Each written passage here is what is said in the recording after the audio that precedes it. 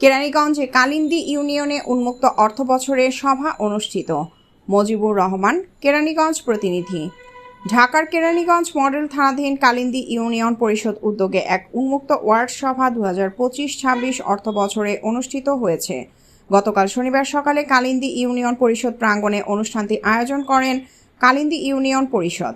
টেকসই উন্নয়ন লক্ষ্যমাত্রা নিয়ে সর্বজনের অংশগ্রহণের এই সভায় প্রধান অতিথি হিসাবে উপস্থিত ছিলেন কেরানীগঞ্জ উপজেলার নির্বাহী অফিসার রিনাত ফৌজিয়া। এ সময় অন্যান্যদের মধ্যে উপস্থিত ছিলেন উপজেলা প্রকৌশলী আরিফুর রহমান, কালিন্দী ইউনিয়নের দায়িত্বরত প্রশাসক কেরানীগঞ্জ উপজেলার যুব উন্নয়ন কর্মকর্তা নুরুন নাহার, উপজেলা তথ্যাপা কর্মকর্তা শারমিন নিপা, মডেল থানা বিএনপির সাধারণ সম্পাদক হাজী হাসমতুল্লাহ নবী, সহ সাধারণ সম্পাদক হাজী সেলিম রেজা, কালিন্দী ইউনিয়নের বিএনপির সভাপতি মেহবুব হোসেন মাহবুব, সাংগঠনিক সম্পাদক আতাউর রহমান হীরা, মডেল থানা মহিলা দলের সভানেত্রী রাজিয়া সুলতানা, বিএনপি নেতা ও ক্রীড়া অনুরাগী শামীম হোসেন, গণফোরাম মডেল থানা সভাপতি মাহফুজুর রহমান মাসুম, জাতীয় নাগরিক মডেল থানার সদস্য ইনজামুল হক প্রমুখ। সভায় কালিন্দী ইউনিয়নের বিভিন্ন সমস্যাগুলো তুলে ধরেন জনসাধারণ।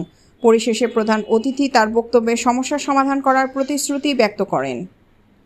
প্রিয়াঙ্কা মল্লিক, দৈনিক তৃতীয়া মাত্রা, ঢাকা।